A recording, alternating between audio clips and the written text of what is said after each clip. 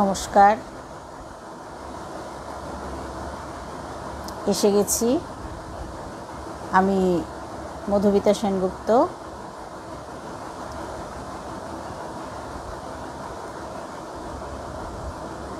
কয়েকজনকে একটু ইনভাইট করে দিই।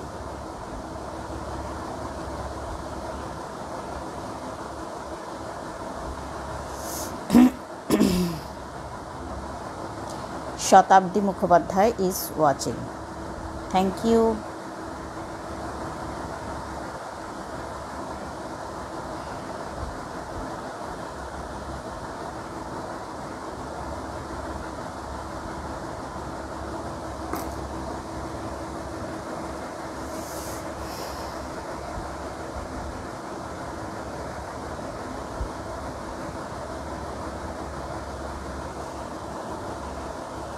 আর এই রোজকার এক ব্যাপার, স্লো কানেকশন।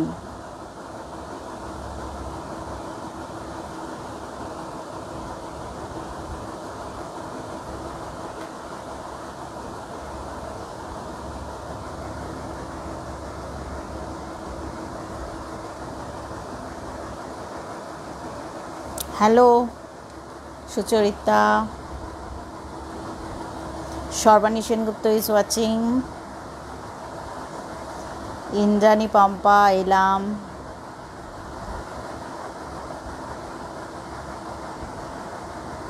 সবাইকে স্বাগত জানাচ্ছি। হ্যাঁ, আমি অগ্রিমাকেও দেখতে পাচ্ছি। হ্যাঁ রে, তোকেও দেখতে পাচ্ছি, সব ছবিগুলো দেখতে পাচ্ছি।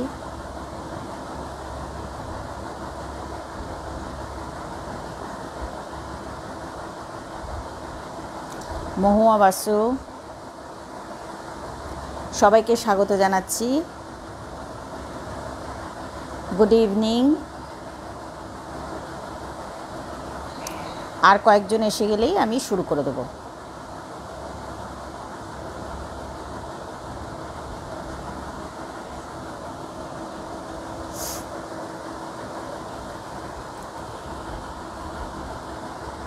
সবাই কেমন আছো? হ্যাঁ অগ্রিমা, দেখতে পাচ্ছি তোরা এসে গেছিস। হ্যাঁ আমি ভালো আছি, আমার বাড়িতেও সবাই ভালো আছে। শর্মিষ্ঠা হাজরা, ওয়েলকাম।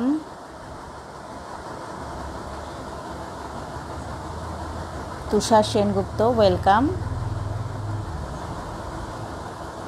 আর একটুখানি, হ্যাঁ আর কয়েকজন হলেই আমি শুরু করে দেবো এবার। হ্যাঁ বাবু, জানি তো তোরাও আছিস, আমি জানি।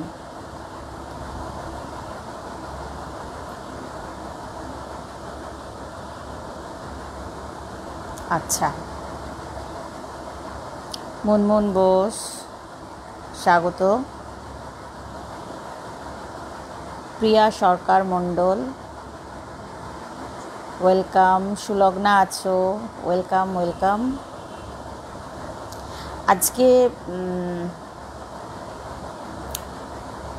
সবাই আমরা একটু মনের দিক দিয়ে আমরা একটু বিক্ষিপ্ত হয়ে আছি, তাই না? আমরা অনেকটা দুঃখ ভেতরে রয়ে গেছে আমাদের। তাহলেও কাজের কাজ তো সবাইকেই করতে হচ্ছে, তাই না? আমরা তো কিছুই ছেড়ে বসে থাকতে পারি না। ভালো আছি, ভালো আছি সুচরিতা, ভালো আছি। হ্যাঁ আমার পোষ্যরাও ভালো আছে, এই এলো বলে।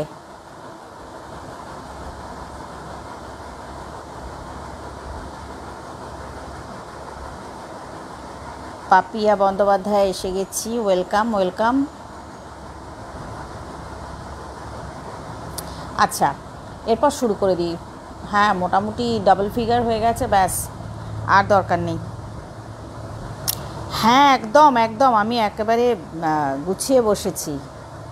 ওটা আমি সেকেন্ড বলবো, সেকেন্ড ঘটনায় আমি এই ঘটনাটা বলবো। তার আগে আমি যেটা বলতে চাই,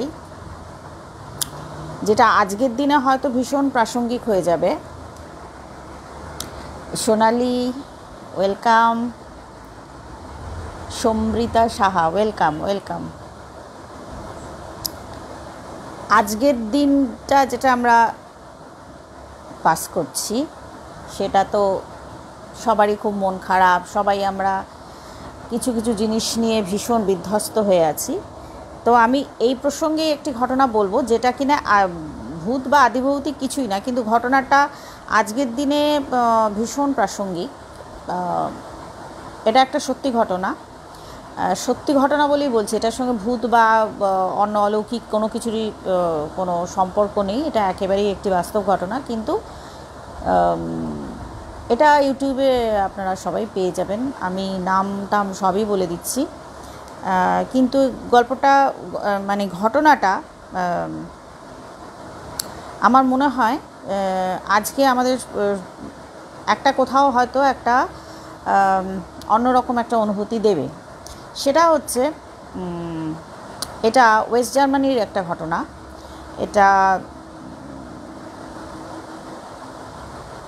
এটা কোন সাল সেটা আমার ঠিক মনে পড়ছে না, কিন্তু বেশ কিছু বছর আগের ঘটনা বলছি আমি। 80-81 এরকম 80-81 ঘটনা এরকম হবে। তো যাই হোক, তখন একটা মা তার বাচ্চাকে ভীষণই কষ্ট করে বড় করে তোলেন। আর ইনি যে মায়ের কাছে মায়ের কথা আমি বলছি আর কি, তার নাম হচ্ছে মেরিয়েন বেচমেয়ার। তিনি ওয়েস্ট জার্মানির একজন মহিলা। তার 3টি সন্তান ছিল, কিন্তু তার এতই অভাবের সংসার ছিল যে তিনি আমার পড়ে মানে এটা শুনে আমার যেটা মনে হয়েছে, এটা আমি শুনেছি বা কিছুটা পড়েছি, যাই হোক, যেটা আমার মনে হয়েছে উনি সম্ভবত ডিভোর্সি ছিলেন অথবা হয়তো উইডো ছিলেন, মানে হাজব্যান্ডের কোনো উল্লেখ কিন্তু ওখানে ছিল না। তো ওনার যেটা হয়, 3টি সন্তান, ওনার প্রথম যে 2টি সন্তান তাদেরকে উনি অ্যাডাপ্টেশনে দিয়ে দেন। 2টি ফ্যামিলি দেখে ওনার পছন্দ মতো একেবারে সরকারি শিলমোহর লাগিয়ে সেখানে তাদেরকে দিয়ে দেন, কারণ উনি পারছিলেন না। 3টি বাচ্চাকে প্রতিপালন করতে গিয়ে উনি হিমশিম খেয়ে যাচ্ছিলেন। উনি কোনোদিনই সেটা খুব একটা সহজ কাজ নয়। গোধূলির ওষা, সংঘমিত্রা, ওয়েলকাম। তো তখন ওনার সঙ্গে যে ঘটনাটা ঘটেছিল, ঘটনাটা কিন্তু ভীষণ কষ্টের, সবারই কষ্ট লাগবে, কিন্তু আমরা তো একটা কষ্টের মধ্যে দিয়ে যাচ্ছি, সেই জন্য এই ঘটনাটা মানে আজকের দিনে ভীষণ অন্যরকম লাগবে ঘটনাটা। সেটা হচ্ছে যে ওনার যে সবচেয়ে ছোট যে মেয়েটি ছিল, যাকে নিয়ে উনি মানে যাকে অবলম্বন করে উনি বেঁচেছিলেন, সেই মেয়েটির নাম অ্যানা বা অ্যানি, এই টাইপের নাম। তো সেই বাচ্চা মেয়েটি যা হয়, একটি ফুটফুটে সুন্দর একটা বাচ্চা, সে স্কুলে যায়, খেলাধুলা করে, মাকে সঙ্গ দেয়, মার সঙ্গ ভালোবাসে, এরকম একটি বাচ্চা। তো একদিন কি হয়েছে, মা আর মেয়ের মধ্যে কিছু একটা মনোমালিন্য হয়েছে, কোনো একটা ইস্যু নিয়ে দুজনের মধ্যে কথা কাটাকাটি হয়েছে, বা এই ধরনের, ওইটুকু বাচ্চার সঙ্গে আর কী কথা কাটাকাটি হবে, মায়ের কথা শুনে তার খুব অভিমান হয়েছে, এবং সে কি করেছে, সে বাড়ি থেকে বেরিয়ে চলে গেছে। বাড়ির বাইরে একটা মানে ওদের একটা উঠোন মতো ব্যাপার ছিল আর কি। ওনারা তো বোঝাই যাচ্ছে, যিনি নিজের বাচ্চাকে প্রতিপালন করতে গিয়ে অন্যের হাতে দিয়ে দেন, তার মানে তিনি অর্থনৈতিক দিক দিয়ে যথেষ্টই দুর্বল জায়গায় ছিলেন আর কি। সেই জন্যে সেই রকমই তাদের বাড়িঘর দরও সেই রকমই ছিল, যেখানে ওই মানে হয়তো একটা ফাঁকা জায়গাকে কেন্দ্র করে অনেকে থাকেন ছোট ছোট ঘরের মধ্যে, এরকম একটা জায়গায় উনি থাকতেন। তো সেখানে সেই বাচ্চাটি বেরিয়ে যায়, এবং মা কিন্তু তৎক্ষণাৎ খেয়াল করেননি। উনিও ভেবেছেন গেছে যাক, এক্ষুনি চলে আসবে। ওনার মাথাতেই আসেনি যে এই ধরনের কিছু ঘটনা তার মেয়ের সঙ্গে ঘটতে যাচ্ছে। তাহলে তো প্রশ্নই ওঠে না, কোন মা তো পাগল হয়ে যেত, তাহলে এরকম ঘটনাটাই ঘটতো না। যাই হোক, মাও খুব মানে রেগে গেছেন বাচ্চার উপরে। বাচ্চা কিছুটা দুষ্টুমি করেছে, একটা ছোট বাচ্চা, সে দুষ্টুমি করতেই পারে। দোলা ওয়েলকাম, পৃথা রয় চৌধুরী, সায়নী ওয়েলকাম। তো সেই বাচ্চাটি যখন চলে যায়, তার কিছুক্ষণ বাদে মায়ের খেয়াল হয়েছে, এবং মা স্বাভাবিকভাবে ব্যস্ত হয়ে পড়েন, হয়তো বেশ কিছুক্ষণ সময় চলে যায়। তখন উনি বাইরে বেরিয়ে এসে বাচ্চাকে খোঁজ করে আর উনি খুঁজে পান না। এবং খুব স্বাভাবিকভাবেই তখন উনি পুলিশের কাছে দ্বারস্থ হন যে আমি মেয়েকে খুঁজে পাচ্ছি না, উনি রিপোর্ট করেন। কিন্তু সেটা হতে হতেও তো হট করে তো হয় না, উনি সবার বাড়িতে বাড়িতে খোঁজ নিতে থাকেন যে ওর বন্ধু বা এই ধরনের বাড়িতে পাড়ায় টাড়ায় খুব একটা শোরগোল পড়ে যে ওইটুকু বাচ্চা গেল কোথায়। আসল যে ঘটনাটা ঘটেছিল সেটা হচ্ছে ওই পাড়াতেই একজন কসাই থাকতো, তার নামটাও বড় বিদঘুটে ছিল, গ্র্যাবস্কি। নামটা নেওয়াটাই আমার উচিত নয়, মানে এত বাজে লোক কল্পনার বাইরে। সে কিন্তু এর আগেও চাইল্ড মলেস্টিংয়ের কেস খেয়েছে, তার বিরুদ্ধে এরকম কেস ছিল পুলিশের খাতায়, কিন্তু তার নাম ছিল। আমার কাছে এইটাই শুধু খারাপ লেগেছে যে সে যদি এই টাইপের একটি লোক যদি তার প্রতিবেশী হয়, তাহলে বাচ্চাটি বেরিয়ে যাওয়ার সঙ্গে সঙ্গে মায়ের হয়তো, আসলে আমি দোষ দিচ্ছি না, হয়তো এটা দুর্ভাগ্যজনক কিছু ঘটনা অনেক সময় ঘটে যায়, কিন্তু বাবা এইরকম একটা লোকের প্রতিবেশী হয়ে থাকাটাও তো একটা ভয়ানক ব্যাপার। যাই হোক, এবং তার নাকি ওই মেয়েটির উপর নজর ছিল, ওই শিশুটির উপর তার নজর ছিল। তো যাই হোক, সেই মেয়েটির কিন্তু ওই বাচ্চাটি যখন বাইরে বেরোয় তখন কিন্তু ওই বাচ্চাটির বয়স বোধহয় 9-10 বছর এরকম একটি হবে। তো খুব আনফর্চুনেট ঘটনা যে সে তার খপ্পরে গিয়ে পড়ে, সে ওকে ভুলিয়ে নিজের বাড়িতে নিয়ে চলে যায়। এবং পুলিশ যখন পুরো ব্যাপারটা তদন্তে নামে তখন বাচ্চাটিকে খুঁজতে খুঁজতে তার বডি পাওয়া যায় সামনে একটি খাল বা একটা ঝর্ণা টাইপের একটা জিনিস ছিল সেখানে। এবং পুলিশ সঙ্গে সঙ্গে ওই লোকটাকে ধরে, যেহেতু ওর নামে একটি কেস আছে এবং সে ওই মহিলার মানে একেবারে নেক্সট ডোর নেবার নয়, কিন্তু নেবার। তা সঙ্গে সঙ্গে তাকে অ্যারেস্ট করে, এবং অ্যারেস্ট করার পর সে কিন্তু স্বীকার করে যে হ্যাঁ আমি ওকে মেরেছি। কিন্তু তার সাথে সাথে সে অদ্ভুত একটা অ্যালিগেশন আনে যে ওই মেয়েটি, ও নাকি মেয়ে, যাই হোক, তো সে আমাকে মানে কুরুচিকর প্রস্তাব দেয় এবং টাকা চায়।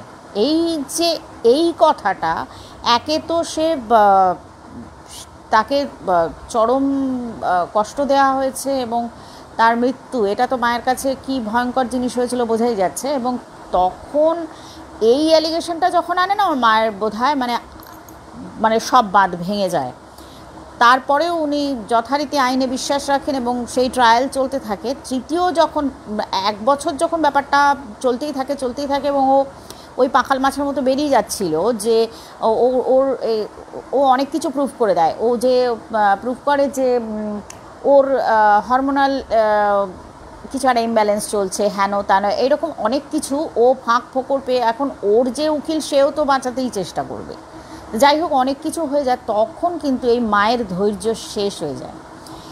আজকে যে কারণে এই গল্পের শেষ, মানে এই ঘটনার শেষটা দেখেই আমি একটু নাড়া খেয়েছি বলেই আমি ঘটনাটা বলছি। নাহলে আজকে যেহেতু এই প্রসঙ্গতে আমরা সবাই একটু ঘেঁটে আছি, সেই জন্যই এই ঘটনাটা বলছি, নাহলে এখানে এই ঘটনাটা আনার কোনো দরকারই ছিল না। সেটা হচ্ছে ওই মা, যেখানে ওই ট্রায়ালটা চলছে কোর্টের মধ্যে, একদম ঠান্ডা মাথায় উনি ঢোকেন এবং বার করেন, পিস্তল বার করেন এবং একদম পরপর 8 রাউন্ড উনি গুলি চালান। আনফর্চুনেটলি ওনার যেটা হয়েছে, মানে ওনার যেটা, এবং উনি পালাননি, উনি দাঁড়িয়েই ছিলেন, কারণ এটার সম্ভবত সিনেমার অথবা লাইভ কিছু এরকম কিন্তু আপনারা পেয়ে যাবেন। মানে আমি কিন্তু যে ভিডিওটা দেখেছি সেটাতে আমার ওনার যে ছবিটা দেখাচ্ছে সেখানে অরিজিনাল বলেই মনে হচ্ছে, হতে পারে ওটা সিনেমার ঘটনা বা তখন কেউ ভিডিও করছিল কিনা আমি ঠিক জানি না। যাই হোক, উনি একদম খুব ঠান্ডা মাথায় তাকে এই শট, তাতে ওনার যেটা হয়, পরে উনি যেটা বলেছেন যে আমার ওর মুখে মারতে ইচ্ছা হয়েছিল, কিন্তু আমি সেটা পারিনি, আমার এটা দুঃখ রয়ে গেল, কারণ ও আমার মেয়েকে কষ্ট দিয়েছে, সেটা তো একরকম, ও এত বড় মিথ্যে কথা বলেছে আমার মেয়ের নামে, আমি এইটা সহ্য করতে পারিনি। এরপর যা হয় সে তো স্পটেই শেষ, লোকটিও স্পটেই শেষ হয়ে যায়। এবং তারপর যে ওকে নিয়ে যে সঙ্গে সঙ্গে সারা দেশ ক্ষেপে ওঠে যে ওকে কিচ্ছু করা যাবে না, মা যা করেছে বেশ করেছে, মানে খুব একজন ও একজন বীরের সম্মান পেয়ে যান আর কি। কিন্তু আইনের চোখে তো এটা অপরাধ, তো অপরাধী, এবং অপরাধে ওনার বিচার হয়ে ওনার 6 বছরের সশ্রম কারাদণ্ড হয়। সে দেশের সরকারও কিন্তু মৃত্যুদণ্ডের কথা ভাবতে পারেনি, যেটা তার কারণ ওনাকে প্রথমেই যেটা ওনার উকিল যেটা প্রমাণ করতে, মানে যেটা তার কাছে যে দুটো পয়েন্ট আসে, যে এই সমস্ত কেসগুলো সাধারণত দু ধরনের হতে পারে। এক হচ্ছে যে ভদ্রমহিলা সম্পূর্ণ উন্মাদ হয়ে গিয়ে এটা করেছেন, তাহলে কিন্তু সেটা সাজা একরকম, সেটা সাজা কিন্তু খুবই কম। আর আরেকটা হচ্ছে একদম ঠান্ডা মাথায় জিনিসটা করেছেন, এবং তাতে কিন্তু সরকার পক্ষ প্রমাণ করে দেয় যে উনি ঠান্ডা মাথায় করেছেন। তার কারণ এরকম প্রমাণ পাওয়া যায় যে উনি ওই অস্ত্রটি তাকে কিনতে হয়েছিল, এবং সেটা নিয়ে উনি প্র্যাকটিস করেছেন। উনি বেশ কিছুদিন ধরে প্র্যাকটিস করেছেন যে কি করে একে আমি ব্যাপারটাকে একদম শেষ করে দেবো। তো যাই হোক, ওনার তো 6 বছর সশ্রম কারাদণ্ড হয়, কিন্তু দেশের লোকের চাপে ওনাকে 3 বছরের মাথায় ওনাকে সরকার ছেড়ে দিতে, জার্মানি, ওয়েস্ট জার্মানির মতো খুবই উন্নত দেশ, তারা কিন্তু জনগণের চাপে পড়ে ওনাকে ছাড়িয়ে নিয়ে আসে। 3 বছর বাদে ওনার মানে হাফ, যখন উনি পানিশমেন্টের হাফ পিরিয়ড গেছে, তখনই কিন্তু ওনাকে গভর্নমেন্ট ছেড়ে দিতে বাধ্য হয়। এবং ছেড়ে দেওয়ার পর তারপরে উনি 11 বছর মতো বেঁচেছিলেন ওই স্মৃতি আগলে, ছোট্ট বাচ্চার স্মৃতি আগলে, কি ভয়ঙ্কর স্মৃতি। এবং তারপরে উনি মানে ক্যান্সারের মৃত্যু হয়, এবং শেষে ওনাকে যখন কবরস্থ করা হয়, ওনার মেয়ের পাশেই রাখা হয় আর কি। তো এই পুরো ঘটনাটার মধ্যে কোথায় যেন আমার একটা কীরকম যেন মনে হয়েছে যে কজন পারে এই জিনিসটা করতে। আমি বলছি না আইন কেউ হাতে তুলে নিক, বা আমরা তো আইন মানি এবং আইনের উপর আমাদের যথেষ্ট আস্থা আছে, আস্থা আমরা রাখতে বাধ্য। সেটা কিন্তু একটা সুনাগরিকের একটা নমুনা, যে আমরা আইনকে মানব, আমরা আইন মেনে চলবো, দেশটা, এটা আমাদেরও একটা দায়িত্ব থেকে যায়।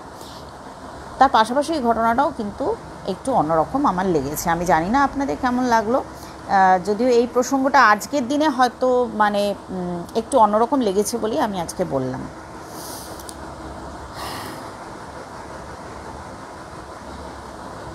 ঠিক আছে।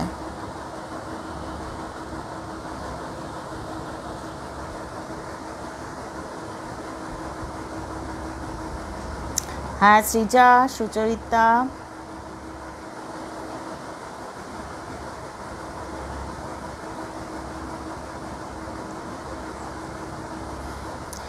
আরেকটা যেটা এই প্রসঙ্গে আজকে যে ঘটনাগুলো ঘটছে, তাতে আমার এটা একটা, যেহেতু আমরা সবাই প্রচুর গোয়েন্দা গল্প টল্প পড়ি, তাতে একটাই জিনিস হয়, যত বড় অপরাধীই হোক সে কিছু না কিছু চিহ্ন ফেলে দেয়।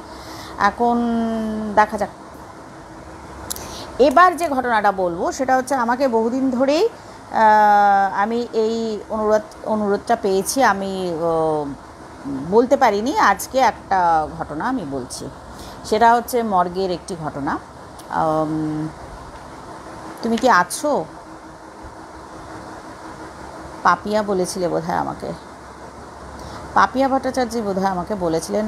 কয়েকদিন ধরেই আমি রেডি করেছি, কিন্তু আমার বলা হয়নি। আর সে প্রথম যে ঘটনাটা লিখেছিলাম সেটা আমি কোথায় লিখেছি আমি আজকে খুঁজে পেলাম না। যাই হোক, আজকে যেটা আমি আজকেই একটি পেয়েছি সেটাই আমি বলছি। দোয়েল নাগ, ঋতুপর্ণা চৌধুরী, অনির্বাণ, মধুমিতা, সৃজানন্দী ইজ ওয়াচিং। আচ্ছা, হ্যাঁ হ্যাঁ, আচ্ছা, সরি, আমাকে অনেক দিন ধরে অনুরোধ করলো, আমি প্রত্যেক দিনই মিস করে গেছি। সেটা হচ্ছে, আমার কাছে আরও লেখা আছে, আমি পরে আবার ইয়ে করবো, আজকে আমি খুব একটা পেলাম না। হ্যালো রহিম মণ্ডল। আচ্ছা, এটা হচ্ছে, কিছু মানুষ থাকে না অতিরিক্ত নেশাখোর, সে মানে নেশা ছাড়া থাকতে পারে না, মানে একেবারেই সেই যাকে বলে গ্যায়া কামছে গেছে, সে তার বোধহয় বাঁচারই ইচ্ছা নেই আর কি। সে নানান রকম নেশার দ্রব্য খায়, আর বাড়ির লোকেদের কি কষ্ট তাদের, এই সমস্ত যদি মানে এই রকম যদি এক পিস কারোর পরিবারে থাকে, তার পরিবারের সবার সুখ শান্তি শেষ। তো এক্ষেত্রেও তাই হয়েছিল। তো তাকে নিয়ে একদম সবাই জেরবার আর কি, যে আর পারছে না। সে কিছুদিন বাদে বাদেই অসুস্থ হয়ে পড়ে, তাকে হসপিটালাইজ করতে হয় এবং ডাক্তার প্রত্যেকবারই বলে দেয় যে এই কিন্তু শেষ, এর পরের বার কিন্তু ট্রিটমেন্ট হবে না। তাকেও প্রচুরবার ভয় দেখানো হয়েছে যে তোমার এই বিভিন্ন ইম্পর্ট্যান্ট অর্গানগুলো নষ্ট করে ফেলছো তুমি, এবার কিন্তু তুমি শেষ হয়ে যাবে। চোরা না শুনে ধর্মের কাহিনী এবং নেশা করেও শোনে না। তো সে আবার নেশা করে এবং একবার সে ভীষণ অসুস্থ হয়। ভীষণ অসুস্থ হওয়ার পর তাকে একটি হসপিটালে ভর্তি করা হয়েছে। এটা একটু বড় হসপিটাল এবং এই হসপিটালে সম্ভবত সে আগে কখনো আসেনি। মানে ভেতরের অনেক হসপিটালে সে এর আগে যেখানে যেখানে যেত সে ওই কিছু থাকে না, প্রায়ই আসে এরকম অতিথি আর কি, সে সেইটাকে চিনে ফেলে। এটা একটু দূরে, ওর বাড়ি থেকেও একটু দূরে এবং এটা আরেকটু ভালো হসপিটাল। মধুমিতা রয়, ওয়েলকাম ওয়েলকাম ওয়েলকাম। তো সেখানে যখন ওকে ভর্তি করা হয়েছে একটু হয়তো বেটার হয়েছে, ওর অবস্থাটা একেবারে মরে যাচ্ছিল, সেখান থেকে হয়তো হাঁটা চলার মতো অবস্থা হয়েছে, তখনও কিন্তু পুরোপুরি সুস্থ হয়নি। তখনই ওর একজন বন্ধু দেখা করতে এসেছিলো, তার হাতে পায়ে ধরে ভাই আমায় একটা কিছু তো দিয়ে যা, আমি কিছু তো একটা খাবো, নাহলে মারা যাবো, এমনি না খেয়েই মারা যাবো। তা সেই বন্ধু তাকে বোধহয় একটা সিগারেট বা এই ধরনের একটা কিছু দিয়ে এসছে। ও তো সেটাকে মানে একদম যক্ষের ধনের মতো লুকিয়ে রেখে দিয়েছে, কখন রাত হবে, কখন সবাই একটু ঘুমোবে, ও বাইরে গিয়ে সেটা আর কি সেবন করবে। খুব উত্তেজিত এবং খুব খুশি, সবার সঙ্গে খুব হেসে হেসে কথা বলছে। সবাই ভাবছে যে বাবা কি হলো, কারোর মাথায় আসেনি যে তাকে দেখতে আসছে যে সে তাকে তার মৃত্যু হতে পারে এরকম একটা জিনিস তাকে দিয়ে যেতে পারে। তো যাই হোক, বেশ রাত হয়ে গেছে, সবাই ঝিমোচ্ছে, মানে বেশিরভাগ রুগীরাই ঘুমিয়ে পড়েছে এবং নার্স টার্স বা ওখানে আয়া ঠায়া যারা ছিল তারাও ঝিমোচ্ছে। এইরকম যখন অবস্থা তখন, এবং ও প্রথমে ঘুমের একটু অভিনয় করেছে, সবাই ভেবেছে ঘুমিয়ে গেছে, লাইট ফাইট নিভিয়ে দিয়েছে, দূরে দূরে লাইট জ্বলছে এরকম আর কি। তখন ও আস্তে করে নেমেছে, নেমে এদিক ওদিক ভালো করে দেখে দেখছে না কেউ নেই, আর সব ঘরে ঘরে রয়েছে, আশেপাশে ঘরে ঘরে রয়েছে তারা, কিন্তু এবং সেখানেও তারা হয় গল্প করছে নয় ঘুমিয়ে পড়েছে, বেশিরভাগই ঝিমোচ্ছে। ওই সময়টা সব রুগীরা ঘুমোয়, ওই সময়টা খুব, আর এই সমস্ত এগুলো তো খুব এমার্জেন্সি কিছু কেস নয়, তো সেখানে সেই রকমই অবস্থা। ও তো বেশ নেমে এবার হাঁটতে শুরু করেছে, হেঁটে হেঁটে হেঁটে হেঁটে এরকম করিডোরটা দিয়ে আবার আরেকটা যেখানে আর কি ওয়ার্ডগুলো যেখানে যেখানে আছে সেখানে, তার মানে তো ওই নার্সরা একটু হাঁটাচলা করবে বা তার ধরা পড়ে গেলে তখন বিপদ হবে। তখন ও ভাবছে কোথায় ফাঁকা জায়গা পাওয়া যায় আমি সেই জায়গাটা যাব। ঘুরতে ঘুরতে ঘুরতে ঘুরতে একটা এমন একটা জায়গায় পৌঁছে গেছে যেখানে সব ঘরের লাইট নেবানো, সেটা বোঝাই যাচ্ছে কোনো ওয়ার্ড কিছু নয়, পুরো জায়গাটা ফাঁকা, বিশাল বিশাল লবি, সেই একদম শেষে একটা টিম করে লাইট জ্বলছে বা একটা ডুম জ্বলছে কিছু। তো ও তো ভাবছে বা এটা তো একেবারে আদর্শ জায়গা, এখানে আমাকে কেউ দেখতে পাবে না, আমি বেশ এবার সিগারেটটা খাবো, কি মজা, খুব খুশি। তখন যখন ও সিগারেটটা খেতে যাচ্ছে ওর পিঠে এসে একজন হাত দিয়েছে, তখন ও হচ্ছে সর্বনাশ করেছে, তাহলে তো নিশ্চয়ই কেউ গার্ড ফার্ড রয়েছে। ও ফেরত পেছন ফিরে দেখছে একটা মাঝবয়সী বা একটু বুড়ো টাইপের একটা লোক আর কি, মানে প্রায় বৃদ্ধ এরকম একটা লোক।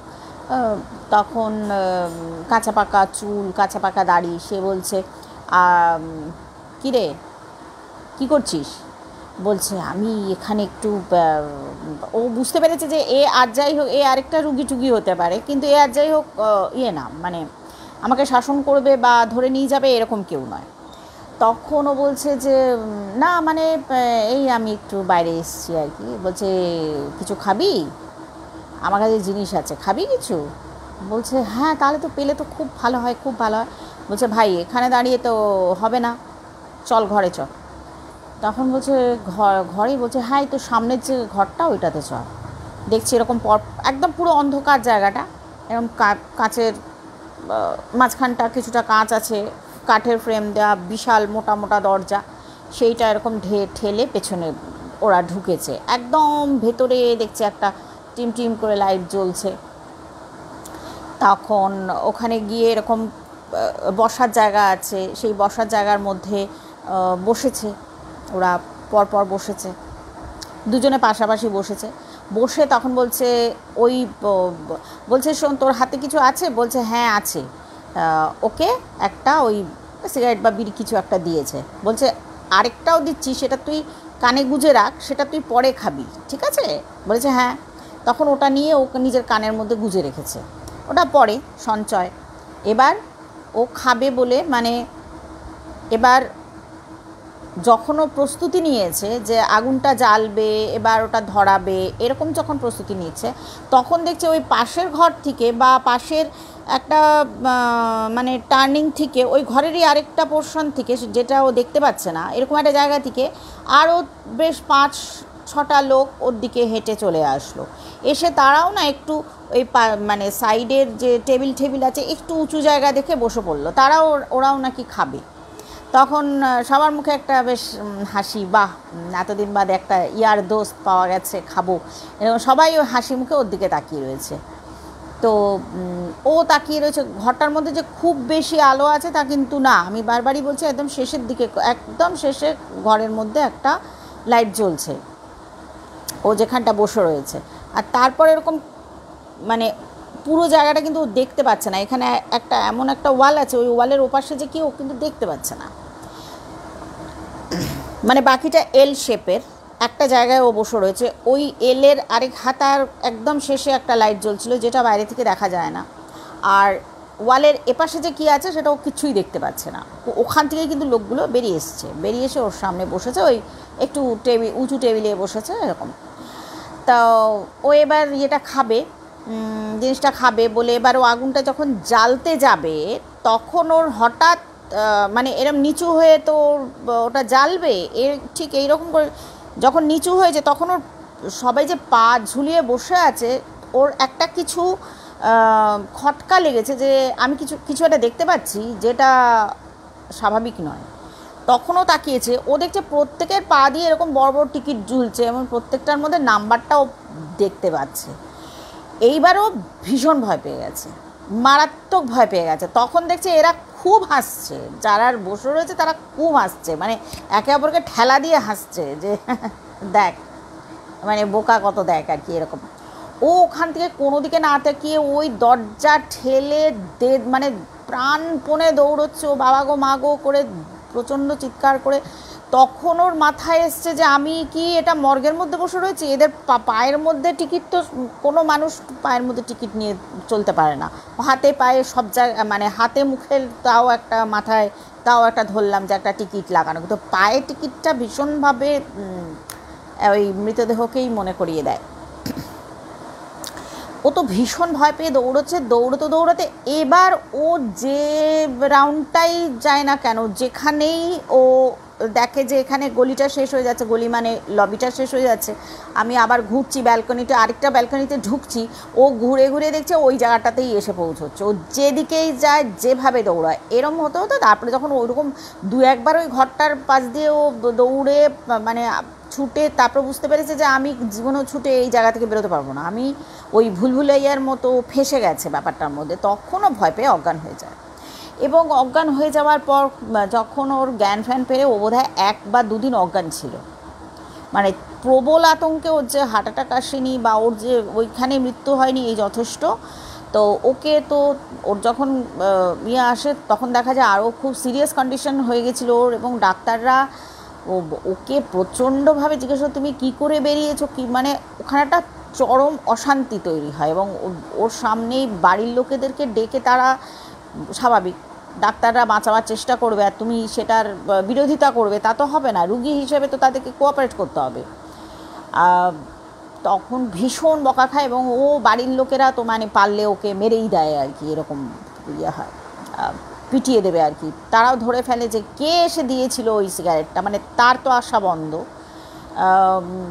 বাড়ির লোকরা ভীষণ স্ট্রিক্টলি ওকে ইয়ে করে। তারপরে ওকে একদম 24 ঘন্টা একদম নজরে রাখার লোক ইয়ে করা হয়। এরপরে ও কিছুদিন বাদে ও সুস্থ হয়। আর তার চেয়েও যেটা বড়ো কথা, ও এমনিতেই ভালো হয়ে যাচ্ছিল। ওই দিনের যে অভিজ্ঞতাটা ওর যেটা হয়েছে, সেই অভিজ্ঞতাটাই ওকে অর্ধেক ভালো করে দিয়েছিল। মানে এত বড় শিক্ষা জীবনে পায়নি আর কি ও।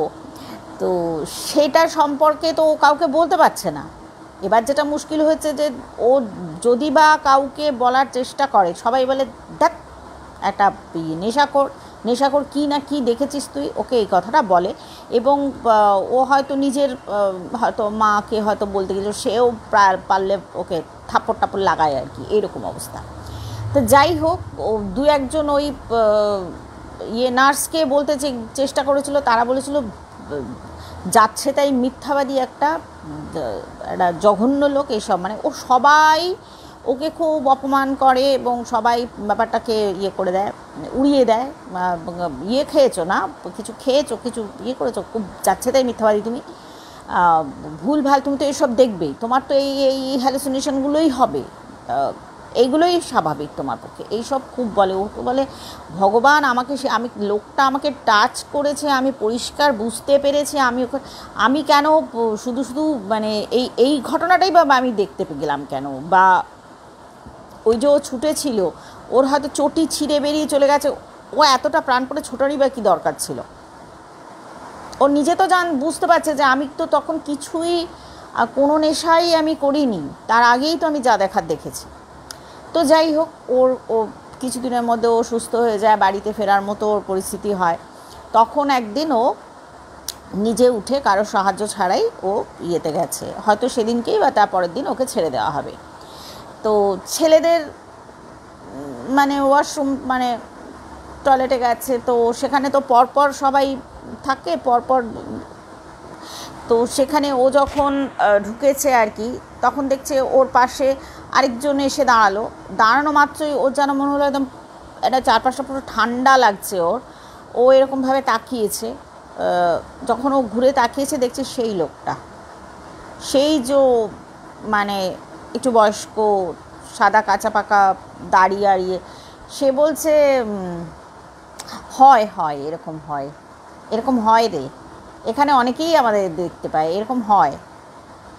ও তো বাবারে মারে করে আবার ঘুরে টুরে এসে আবার চিৎকার চেঁচামেচি, বাবারে ওই একটা বুড়ো মতো, কে বুড়ো, কোথাকার বুড়ো, ওকে তো ওর যেটা সবচেয়ে মুশকিল হচ্ছে এইসব লোকের কথায় তো কেউ গুরুত্ব দেয় না, যার ফলে ও নিজে জানে যে আমি কি দেখতে পাচ্ছি, কিন্তু ওর কথায় কেউ কখনোই গুরুত্ব দেবে না, ওর পরিবারও দেয়নি। তো এটাও পরে আর কি সবাইকে জানিয়েছে যে আমার সাথে কিন্তু তবে একটা জিনিসই হয়েছে, ও ওই জায়গা থেকে অনেকটাই বেরিয়ে আসতে পেরেছে আর কি, ভূতের অত্যাচারে ও বেরিয়ে এসছে, এটা বলা যেতে পারে। এইটা কিন্তু ওর পক্ষে খুব ভালো হয়েছে ব্যাপারটা।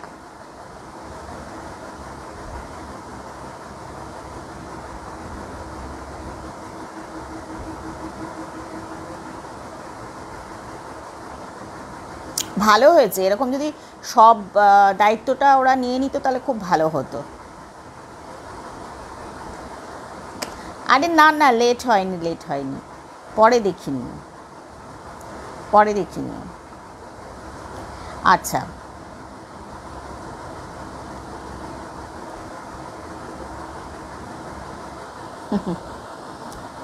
আচ্ছা, এরপর সবার কেমন লাগছে কে জানে বাবা।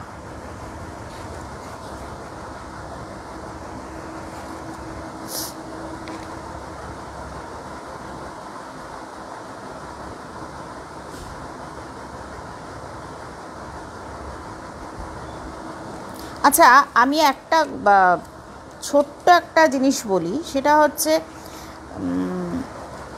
এটা নিয়েও সেদিনকে পড়ছিলাম।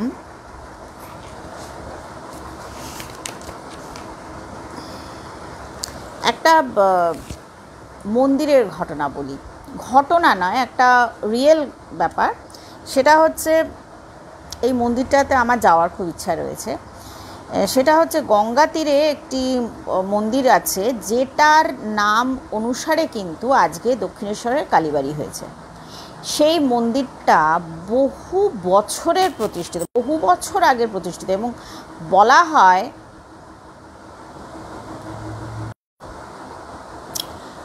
হয় যে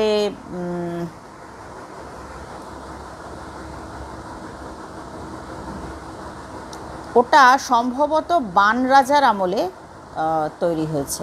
বান রাজা, হ্যাঁ, বান রাজার আমলে তৈরি হয়েছে, বহু দিন আগের আর কি। সেটা হচ্ছে যে মন্দিরটার নাম হচ্ছে স্বয়ম্ভু শ্রী শ্রী দক্ষিণেশ্বর বুড়ো শিব মন্দির। এটা আনুমানিক 2500 বছর আগে এটা তৈরি হয়েছে। বান রাজা মানে বুঝতেই পারা যাচ্ছে, বান রাজা মানে বলা হয় যে প্রায় সেই মানধাতার আমল, একটা শব্দই আছে মানধাতার আমল। মানধাতার আমল মানে হচ্ছে যে যে যুগটা মানে সবচেয়ে প্রাচীন ধরা হয় সেটাকেই তো মানধাতার আমল বলা হয়। মানধাতা একজন রাজা ছিলেন, তো সেই সময়কার সেই বান রাজা আর কি, তখন নাকি এটা প্রতিষ্ঠিত হয়েছিল। এবং শোনা যায় যে এটা গঙ্গাবক্ষে লীন ছিল। কেউ একটা স্বপ্নাদেশ পান, এটা বান রাজাই পেয়েছিলেন বা সেটা আমার কাছে পরিষ্কার নয়, কিন্তু সেটা স্বপ্নাদেশ হয় যে ওই মন্দিরটি এর নিচে জলের নিচে আছে আর কি সেই মূর্তি, সেখান থেকে তাকে উদ্ধার করে এই মন্দিরটা প্রতিষ্ঠা করা হয়। এবং এই প্রতিষ্ঠা হওয়ার পর যেটা ওয়ারেন হেস্টিংসের আমলে তিনি কিন্তু বারবার এটাকে ধ্বংস করার চেষ্টা করেন। তাই কেন এই মন্দিরটার কথা বলছি, এই বললাম যে দক্ষিণেশ্বর বুড়ো শিব মন্দির, মানে এর নাম অনুসারে কিন্তু দক্ষিণেশ্বর কালীবাড়ি নামটা পরে হয়েছিল। এবং এখানে রামকৃষ্ণ নিজে এসেছেন, এখানে যে শিব মূর্তি সেটাতে তিনি পুজো করেছেন এবং এখানে উনি সাধনাও করেছেন। সেই জন্যে এই মন্দিরটা মানে খুবই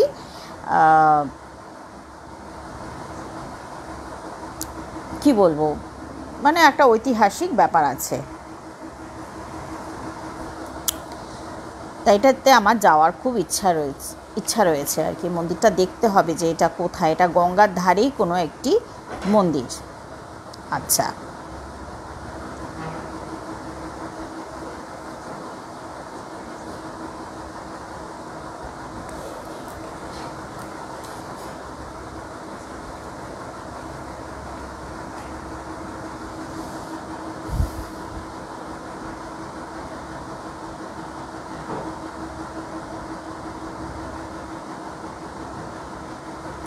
এবার একটা ঘটনা বলি। একটি মেয়ের এটা আমাকে অগ্রিমায় পাঠিয়েছে। সেটা হচ্ছে এরা 3 ভাই বোন, ঠিক আছে। মেয়েটি যখন বেশ বড়, 10-12 বা এরকম যখন বড়, তখন ওর একটি ছোট ভাই হয়। পরের বোনটাও হয়তো 9-10 বছরের। তখন ওর ছোট ভাই হয় এবং যে ছোট ভাই হওয়ার পর তারও কিছুদিন বাদে তখন ওর বাবা যে কারখানায় চাকরি করতেন সেই কারখানাটি বন্ধ হয়ে যায়। এবং এই যে কারখানা বন্ধ হয়ে গেল, যার ফলে কি হলো, প্রধান যে অর্থনৈতিক সাপোর্ট ছিল সেটা সংসারে মানে খুব করুণ হাল হয়ে যায়। তখন মেয়েটি ছোট অবস্থায় ছিল, তার হয়তো সে ততদিনে হয়তো 18-19 বছরের হয়েছে। সে কি করে, একটা চাকরি তাকে জোটাতে হয়, চাকরি এবং টিউশন করে তাকে সংসারটা, সে যেহেতু বড়, সে বাবাকে সাপোর্ট দেয় এবং খুব কষ্ট করে সে সংসারটা করে। আজকে সে অনেকটা উঁচুতে উঠে গেছে, তার অনেক ভালো জায়গায় সে আছে, কিন্তু তখন সে কিন্তু তাকে প্রচণ্ডই কষ্ট করতে হয়। তো এরকমভাবে তার রোজগারে যখন সংসারটা চলতে থাকে, বেশ কিছুদিন বাদে দেখা যায় যে 2000 সম্ভবত 16 সালে ওকে একটি পুজোর মণ্ডপে একজন মহিলা দেখে ওকে খুব পছন্দ হয়ে যায়। তো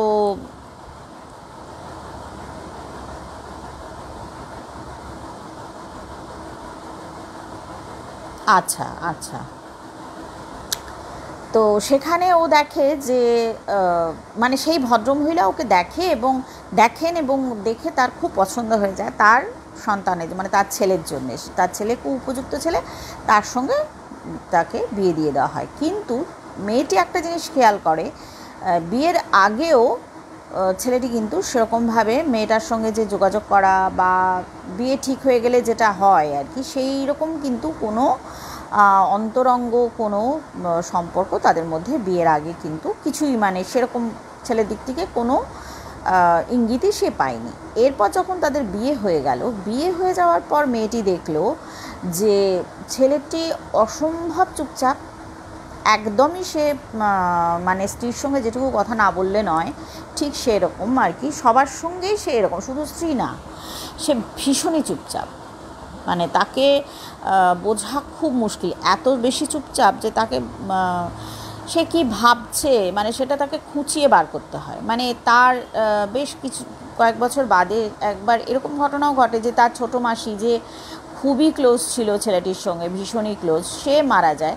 কিন্তু সে যে মারা গেছেন, সেই ছোটো মাসি যে মারা গেছেন, তাতে ও দেখা যায় যে স্থির হয়ে বসে আছে, ঠিক আছে। তো এই সমস্ত দেখে শুনে ওর খুব মানে ছেলেটিকে নিয়েও খুব মানে কি বলবো, ও তো খুব একটা ইজি হতে পারেনি আর কি হাজব্যান্ডের সঙ্গে। তো যাই হোক, তারপর অনেক বছর কাটে এবং ওদের মধ্যে কিন্তু মানে ওরা সন্তানটা নিতে পারেনি। তারপর মেয়েটির দিক থেকে যেটা অসুবিধা সেটা হচ্ছে যে ওকে তখনও অর্থনৈতিক দিক দিয়ে যথেষ্টভাবে সাপোর্ট দিতে হয়েছে পরিবারকে, তাতে কিন্তু ছেলেটি কোনো দিন কিছু বলেনি ওকে। আবার ছেলেটি যে সে যে সন্তান চাইছে এরকমও কিন্তু সে কিছু জানায়নি স্ত্রীকে, কিন্তু এইরকমও কোনো কথা বলেনি। মানে সেই অর্থে যেটাকে একদম মানে সুন্দর দাম্পত্য বলতে আমরা যেটা বুঝি, ঠিক সেই সম্পর্কটা কিন্তু ওদের মধ্যে, ওই যে অত চুপ লোকের সঙ্গে ঘর করা কিন্তু খুব কঠিন ব্যাপার, মানে তাকে সব কিছুতেই বুঝে নিতে হবে, এরকম আর কি ব্যাপারটা। তো যাই হোক, মেয়েটিও ভীষণ ক্লান্ত থাকতো, তার সমস্ত চাকরি বাকরি সব কিছু নিয়ে একটা মানসিক ক্লান্তিও তো তার ছিল, তাকে তখনও সংসারটা টানতে হচ্ছে, ভাই অনেক ছোট, ইত্যাদি ইত্যাদি। তো যাই হোক, তারপর ওর একবার খুব ইচ্ছা হয় যে একটু বাইরে যাব, মানে বিয়ের তখন প্রায় 7-8 বছর হয়ে গেছে, তখন ওর ইচ্ছা হয় যে একটু বাইরে যাব, কতদিন বাইরে যায়নি সে, তার একটু হয়তো চাকরি ক্ষেত্রেও একটু পদোন্নতি হয়েছে, তো সেখানে ওরা বেড়াতে যায়। বেড়াতে গিয়েও দেখছে যে ছেলেটি ভীষণ হাসি খুশি, বাড়ির বাইরে এসে বেরিয়ে এসে খুব হাসি খুশি, খুব খোলামেলা সুন্দর কথাবার্তা বলছে ওর সঙ্গে। ও তো ভাবছে, বাবাই কী হলো রে, একে আমি কি এতদিন ধরে ভুল চিনলাম, এ তো ভীষণ হাসি খুশি ছেলে, খুব ওকে সঙ্গ দিচ্ছে এবং চারপাশে ঘুরছে এবং সেও যথেষ্ট প্রকৃতিপ্রেমী, সে পুরোটা এনজয় করছে। এরকম যখন হয়েছে, তারপরে ওরা ফিরে এসছে নিজেদের হোটেলে, হঠাৎই ও খেয়াল করে ছেলেটা যে এতক্ষণ খুব মানে খুব হাসি খুশি ছিল, সে হঠাৎ কীরকম যেন গুটিয়ে যাচ্ছে, আবার সেই একই পরিস্থিতিতে হয়ে যাচ্ছে। কিন্তু যেটা অসুবিধার ব্যাপার, ও সব সময় চাইছে যে ও স্ত্রী পাশে থাক, কোনো সময় ও একা থাকতে পারছে না, এরকম আর কি। তারপরে একবার ও জিজ্ঞাসা করে যে কি ব্যাপারটা, কি বলো তো, কী হয়েছে? বলছে না কিছু না। তা রাত্রেবেলা ঘুমিয়ে পড়েছে, তার রাত্রেবেলা হঠাৎ ওর কী একটাতে ঘুম ভেঙে গেছে, ও দেখছে যে বাইরের যে করিডোর সেখানে নীল লাইট একটা জ্বলছে। ওরা খুব অবাক হয়ে যায়, যে দুটো জিনিস দেখে অবাক হয়, যে ও তো দেখেছিল একটা সাদা লাইট জ্বলছে, যেরকম নর্মাল লাইট জ্বলে, ও হঠাৎই দেখে যে দরজার ফাঁক দিয়ে, দরজাটাকে একটুখানি ফাঁক করে ছেলেটা বাইরের দিকে তাকিয়ে রয়েছে, ছেলেটা দাঁড়ানো। ও তো উঠে গিয়ে যখন বলছে এই কী হয়েছে, তখন ছেলেটা ভীষণ ভয়, মানে ওকে দেখে যেন একটা কেমন হয়ে যায়, মানে ধরা পড়ে গেছে এরকম আর কি। তো বাইরের দিকে তাকায়, কিছু দেখতে পায়নি। তখন ছেলেটাকে নিয়ে এসে বসে বলছে কী হয়েছে বলে, তো ব্যাপারটা কী হয়েছে, আমাকে পুরোটা খুলে বলতে হবে, কী ঘটনাটা কী, আমি জানতে চাই কী ঘটনাটা, মানে তুমি কি কী ঘটনাটা ঘটছে যেটা তুমি আমাকে কিছু লুকাচ্ছ, তার মানে এরকম বলে ও খুব চেপে ধরে ছেলেটাকে। তখন ছেলেটা নাকি অনেকক্ষণ চুপ করে থেকে হাউ হাউ করে কাঁদতে শুরু করে, কেঁদে ফেলে ভীষণভাবে। তখন বলছে কি হয়েছে বলো?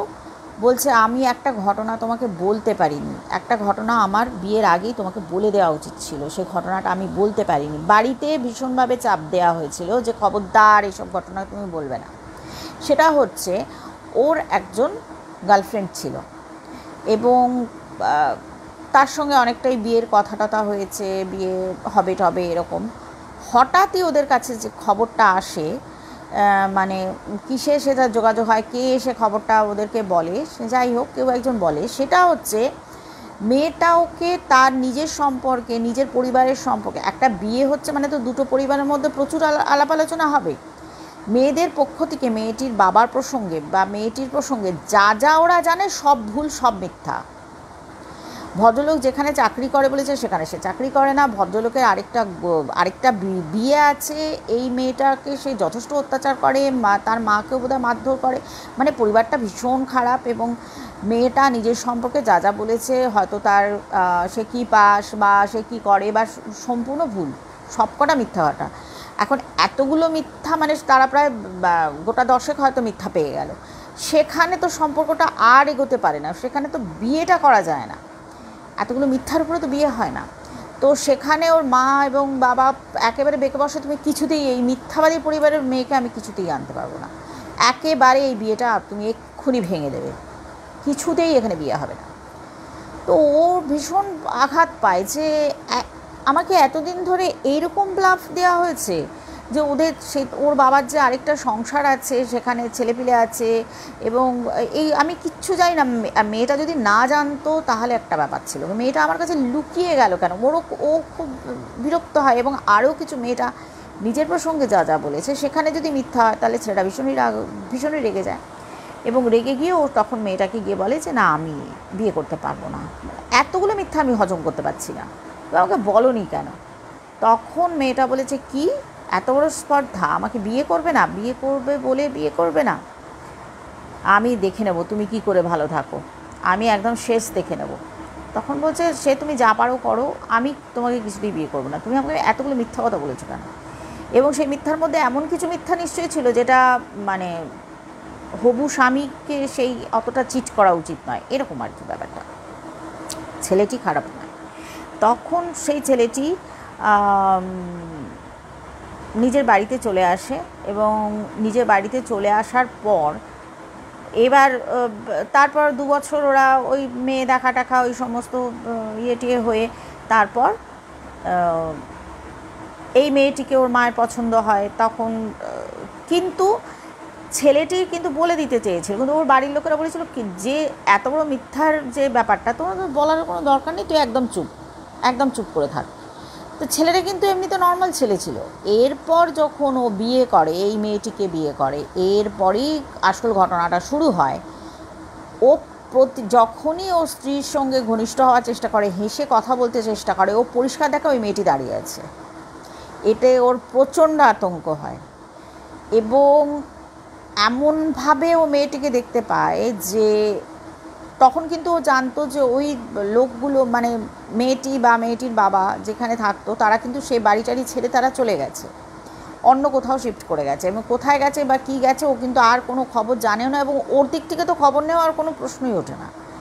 এবং ও এটা ভাবে যে এটা আমি কি দেখছি, আমি কি পাগল হয়ে গেছি।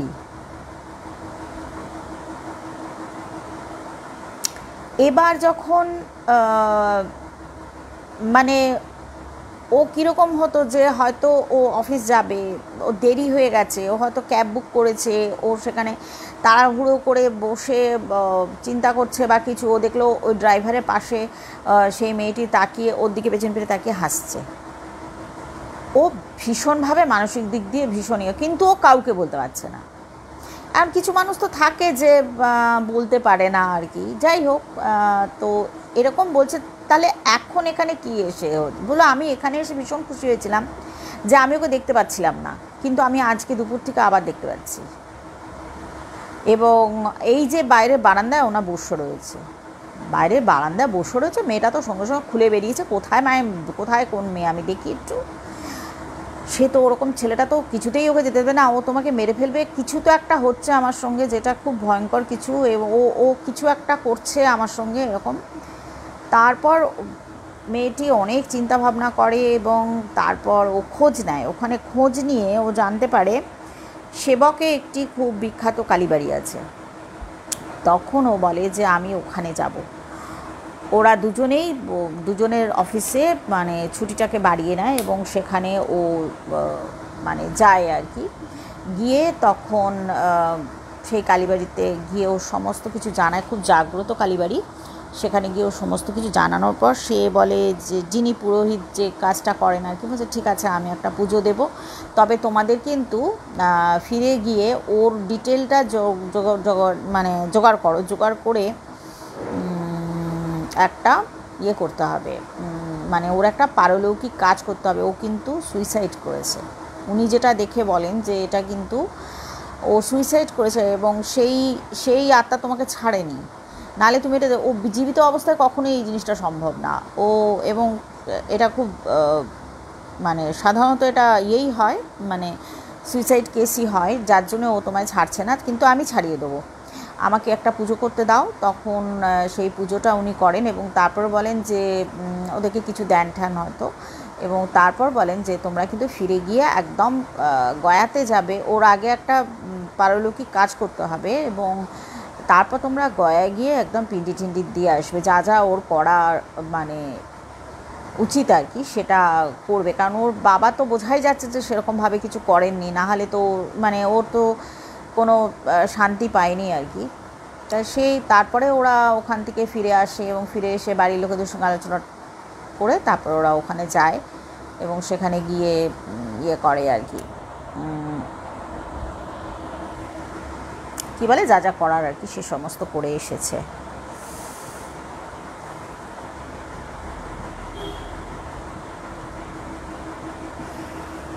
যাই হোক, তারপর আর আর কিছু হয়নি, ওরা মোটামুটি ঠিকই আছে এখন।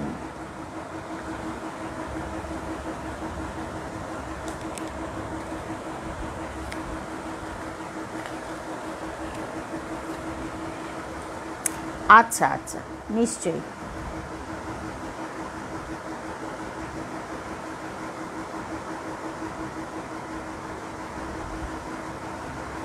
ধোঁকা সহ্য করতে পারেনি কি, ওই তো ধোঁকা দিচ্ছিল ছেলেটাকে, নিজে ধোঁকাও দেবো আবার মিথ্যা কথা বলে তো বিয়েটা হয় না, তাই না?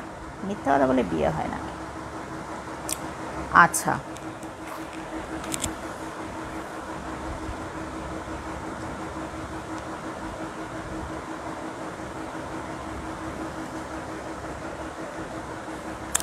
এবার একটা এটা বলা হয়ে গেল, তাই তো?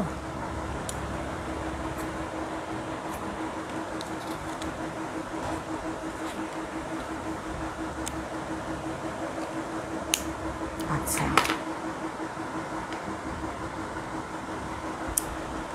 এবার যে ঘটনাটা বলবো এটাও একটি পাহাড়ি অঞ্চলে, এবং পাহাড়ি অঞ্চলে একটি কর্মচারী, এটা সম্ভবত 2010 বা 11 সালের ঘটনা, এটাই লাস্ট বলছি। হ্যাঁ, আর মানে আছে আমার কাছে অনেক কিছু, কিন্তু আজকে এটাই শেষ বলবো।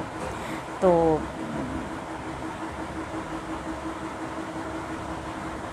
একটা লোক, সে হোটেলে চাকরি করতো এবং সামনাসামনি কোনো গ্রামে সে থাকতো, পাহাড়ি বা গ্রামে সে থাকতো, এবং ওই হয়তো সপ্তাহ শেষে বা বাড়ি যেত।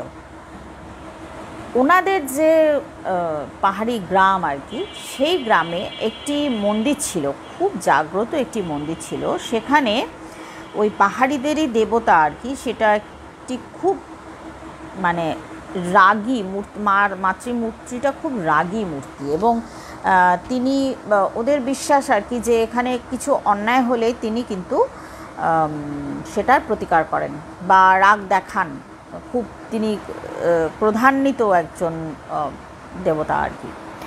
তো সেই যে মূর্তি আর কি, সেটা ওনারা বলে আর কি মাতা রানীর মূর্তি, ঠিক আছে। আর তার যখন পুজো হয় আর কি, সেই পুজোর সময় ওখানে খুব বড় করে মেলা হয়, প্রায় 10-15 দিন ধরে মেলা হয়, এবং সারা যা হয় এই মানুষগুলো সবাই তাকিয়ে থাকে ওই মেলাটা কবে হবে, ওইটাই ওনাদের কাছে খুব ভালো একটা এন্টারটেনমেন্টের জায়গা আর কি। তো একবার যখন ওরকম মেলা হবে, মেলার দিন সামনে এসে গেছে, পুজোর তিথি সামনে এসে গেছে, তখন দেখা গেল ওই পাহাড়ি অঞ্চলের যে মানে যে জনপদ, সেখান থেকে একটি অল্প বয়সী মেয়েকে খুঁজে পাওয়া গেল না, 16-17 বছরের মেয়েকে খুঁজে পাওয়া গেল না। এখন ওখানে দু রকমের ঘটনা হয়, যে অনেকে ওই ফুঁসলিয়ে নিয়ে চলে যায়, শহরে নিয়ে চলে যায় আর কি, সহজ সরল মেয়েদেরকে দেখে ফুঁসলিয়ে, ওরা তো খুব সুন্দর দেখতে হয়, এবং নিয়ে চলে আসে, সে শহরে চলে যায়, এবং তারপরে তার পরিণতি বোঝাই যাচ্ছে। এবং আরেকটা হচ্ছে, সে হয়তো একটু দূরের গ্রামের বা কোনো অন্য, ওদের তো আবার অনেক ভাগ ঠাক থাকে, হয়তো অন্য কোনো উপজাতি বা যাই হোক, মানে অন্য কারোর সঙ্গে হয়তো বিয়ে টিয়ে করে সে পালিয়ে যায় এরকম। তো সেরকমই সবাই ভেবেছে, প্রথমেই কেউ কিছু খারাপ ভাবেনি, হয়তো মেয়েটি নিজের ইচ্ছায় চলে গেছে বা ওকে কেউ নিয়ে চলে গেছে, এরকম আর কি। এই ঘটনা কিন্তু মাঝে মাঝে ওদের ওখানে ঘটে। তো পুজোর যখন হয়তো 2 বা 3 দিন আগে হঠাৎ দেখা গেল পুজোর যেখানে চাতাল, যেটা মানে মন্দিরের যেটা চাতাল, সেখানে ওরা প্রথমে ভাবলো এটা কি বলবো, রক্তচন্দন, তারপরে ফুল, সিঁদুর, এই সমস্ত ফুল না, মানে ফুলের যদি নির্যাস হয়, মানে লালচে টাইপের একটা কিছু ফোটা ফোটা ফোটা ফোটা চারপাশে পড়ে রয়েছে। ওরা দেখে ভাবলো এটা আবার কী রে বাবা, এটা তো বোঝা যাচ্ছে না এটা কি। তা সবাই একটু সন্দেহের চোখে তাকালো, এটা কী জিনিস, এটা কি মানে সিঁদুর, তেল, এরকম কিছু বোঝা গেল না। পরের দিন যখন ওটা একটু শুকিয়ে আসলো, ওটা যখন পরিষ্কার করার হলো, তখন যেন সবার মনে হলো এটা কি শুকনো রক্ত, এটা কী রে বাবা, এরকম তো পারা যাচ্ছে না, এটা কী জিনিস, ওরা বুঝতে পারলো না। এবং সবাই খুব মানে দেখছে আর কি ব্যাপারটা কি হলো। যখন পুজোর 1 বা 2 দিন বাকি, তখন হঠাৎ করে ওরকম একটা ঝর্ণার একদম উঁচুর দিকে আর কি, পাহাড়ের বেশ উঁচুর দিকে মেয়েটির বডি পাওয়া গেল। জলের থেকে তাকে হলো আর কি, উদ্ধার করা হলো, এবং বোঝাই যাচ্ছে যে তার কি পরিণতি হয়েছে, সে নৃশংসভাবে তাকে হত্যা করা হয়েছে। তো সেই নিয়ে তো ভীষণ একটা হুলুস্থুলু হয়ে গেল পুরো। এই জিনিসটা তো ওরা একদমই পছন্দ করে না, এবং এটা কি করে হলো, এটা কি বাইরের লোক এসে করেছে বলেই ওদের ধারণা। তো সেই নিয়ে ভীষণ আর কি ওখানে আলোড়ন হয়ে গেল। পোস্টমর্টম হলো, এবং পোস্টমর্টমের যা হয় এরা তো জানতে পারে না কি হলো, সেই রিপোর্ট ওদেরকে পুলিশ ভালো করে দিল না। যাই হোক, তারপরে যখন তাকে নিয়ে এসে দাহটাহ হয়ে গেল, তখন আর বোধহয় 1 দিন বাকি। তো সবারই মুখ টুক ভীষণ হয়ে গেছে যে ইস, কালকে থেকে পুজো শুরু হবে, তার প্রস্তুতি, মানে সবাই পুরো ঘেঁটে গেল আর কি ব্যাপারটাতে। আর মেলা শুরু হবে এরকম যখন মানে 24 ঘন্টা যখন বাকি আছে, তখন সবাই এই দিক থেকে মুখটা ঘুরিয়ে এবার যে না ভাই, এগুলো তো আমাদের করতেই হবে, পুজোও করতে হবে, আমাদের মেলাও করতে হবে, ঠিক এই রকম যখন চিন্তাভাবনা হলো, তখন শুরু হলো সে মেঘ ভাঙা বৃষ্টি যাকে বলে। সারা আকাশ কালো হয়ে গেল, এবং অসম্ভব সে বজ্রবিদ্যুৎ সহ বিকট বৃষ্টি শুরু হলো।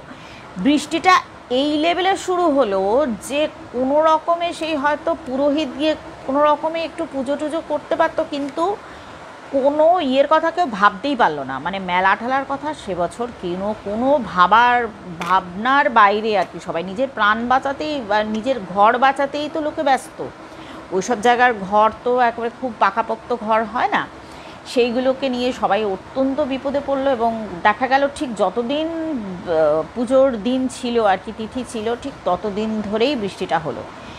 মানে তাতে ওদের প্রচুর ক্ষয়ক্ষতি হলো, প্রচুর এবং ওরা এটাই ভাবলো যে এই যে মেয়েটার যে মৃত্যুটা হয়েছে, এটাতে মা প্রতিশোধ নিলেন, মা রুষ্ট হয়েছেন, এটাই ওদের বিশ্বাস আর কি, যে এটা মায়ের ব্যাপার আর কি, মা সহ্য করেননি ব্যাপারটা। এই সব জায়গায় যদি এরকম হতো ভালো হতো।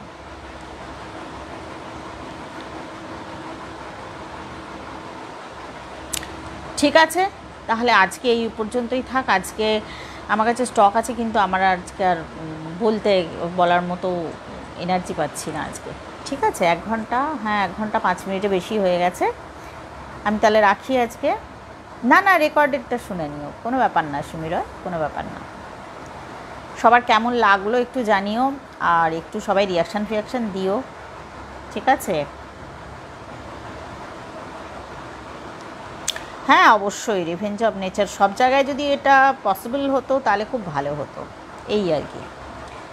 ঠিক আছে, আসি তাহলে, সবাই ভালো থেকো, সবার মঙ্গল হোক, আর শুভরাত্রি, ঠিক আছে? আর পারছি না রে, আজকে একদম পারছি না, নিশ্চয়ই পরের দিন বলবো। আসলাম, টাটা।